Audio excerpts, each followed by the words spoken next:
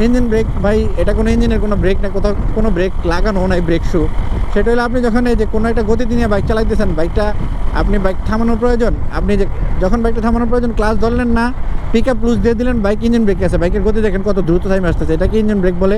পাশাপাশি এই অবস্থায় আপনি সামনে পিছনের ব্রেক ধরা বাইকের গতি কমাবেন। অনেকেই আবার প্রশ্ন করে বসেন এই মুহূর্তে যে আমি যদি ক্লাস না ধরলাম তাহলে তো আমার বাইক ধাক্কা দিয়ে বন্ধ হয়ে যাবে, বাইক ধাক্কা দেওয়া কী করবে, অ্যাক্সিডেন্টের শিকার হবো, ক্লাস প্লেটের ক্ষতি হবে, ইঞ্জিন গরম হবে।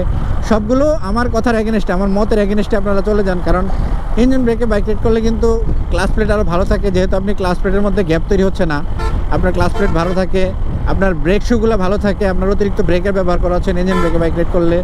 এছাড়াও ইঞ্জিন ব্রেকে বাইক রাইড করলে আপনার কনফিডেন্স বাড়ে, বাইকটা আর কি ফ্রি করলেন না, বাইকটা আর কি জ্যামে, বাইকটা ব্রেকের মধ্যে আছে।